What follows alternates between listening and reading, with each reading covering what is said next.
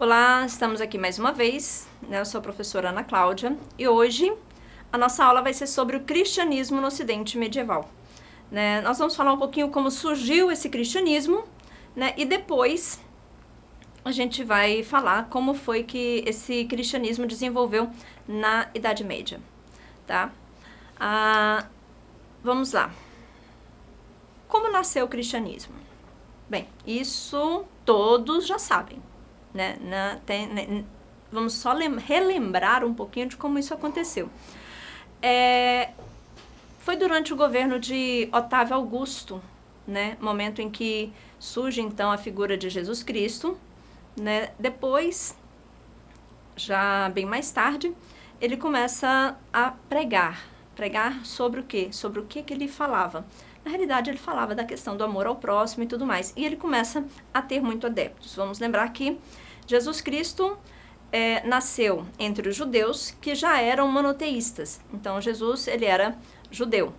E nesse momento aí é que dá-se a origem. Não foi nem Jesus Cristo que criou o cristianismo. Na realidade, foi Paulo de Tarso.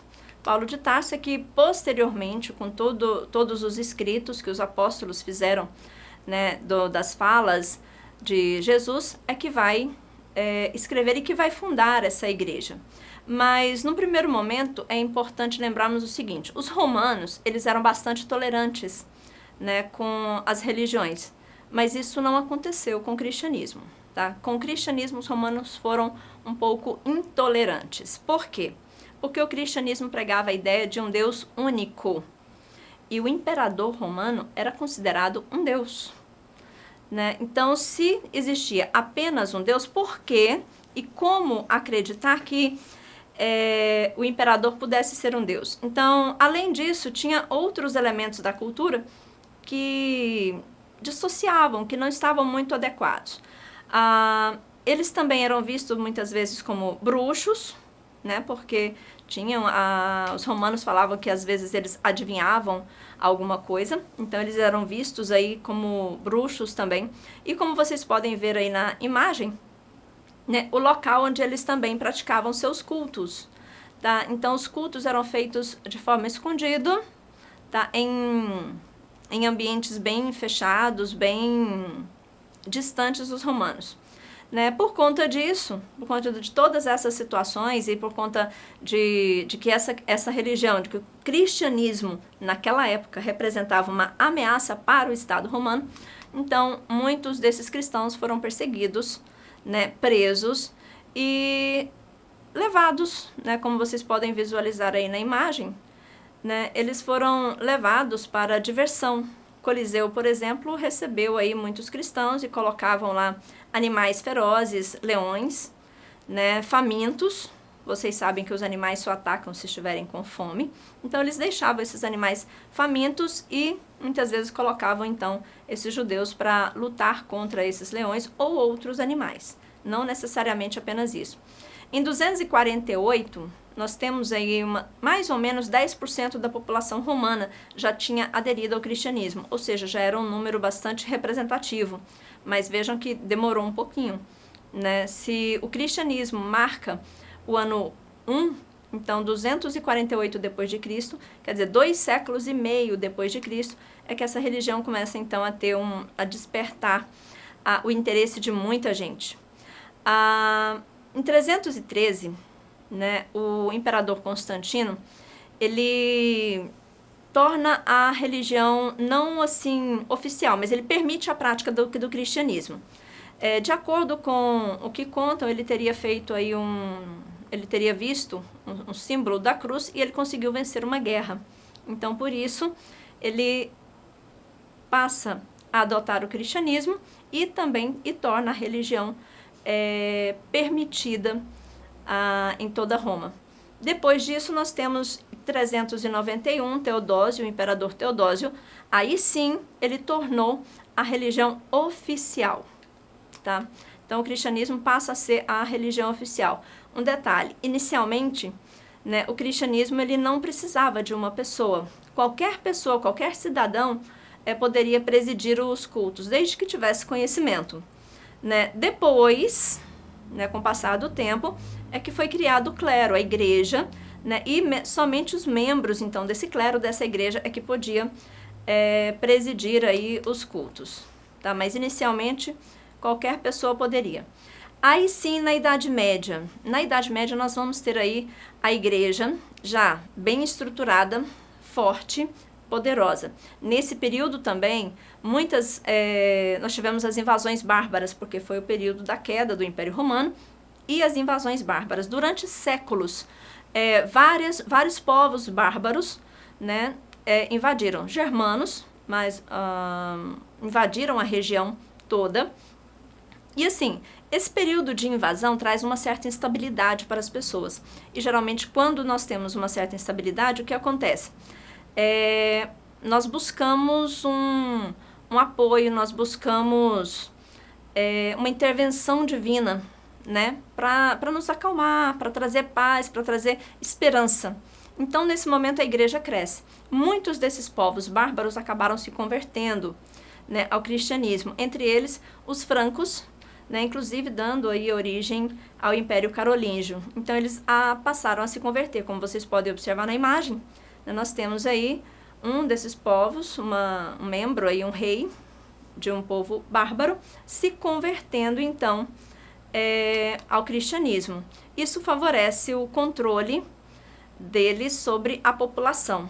Então, era benéfico tanto para os povos bárbaros que estavam invadindo, quanto para a igreja, que também estava crescendo e se fortalecendo cada vez mais.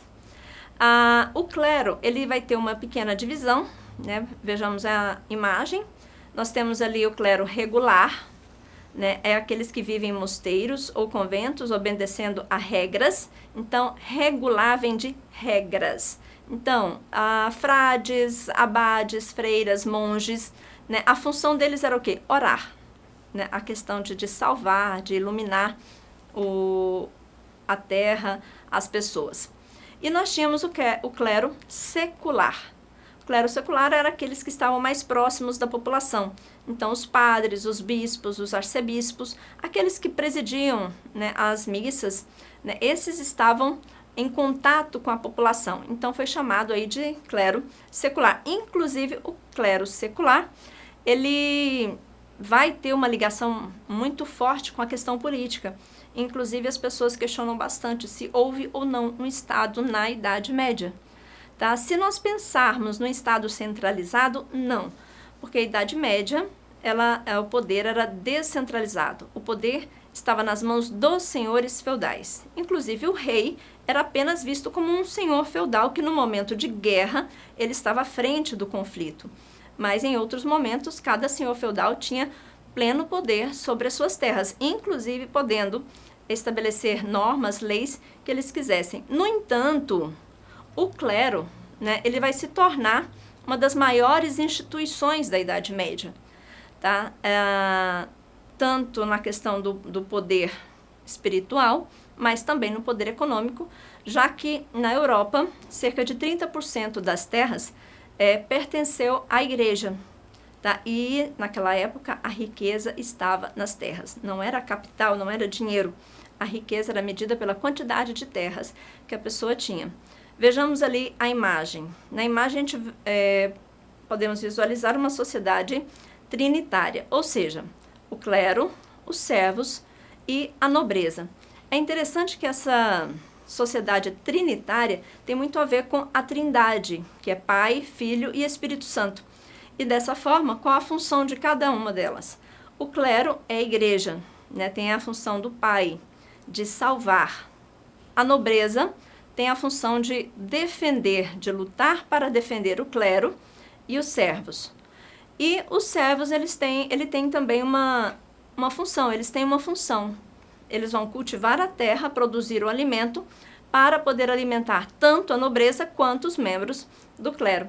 Então, essa sociedade seria uma cópia, né, da sociedade divina, né, que era mostrado pela Igreja Católica. Vejamos aí a imagem, né, detentora do poder espiritual. A igreja influenciava o modo de pensar, a psicologia e as formas de comportamento na Idade Média. Então, nós vamos ter o direito, que é o direito canônico, ou seja, todas as normas eram estabelecidas pela igreja. Tá? Também na filosofia, nós vamos ter aí no século V, né, a presença da patrística, e já no século XI, XII, né, já no período de decadência do feudalismo, aparece aí a escolástica. A patrística, que foi uma tentativa de cristianizar as ideias de Platão, foi mais fácil. E a escolástica, né, uma tentativa aí de cristianizar as ideias de Aristóteles. E claro, o poder econômico da igreja, nós já comentamos, isso era fundamental.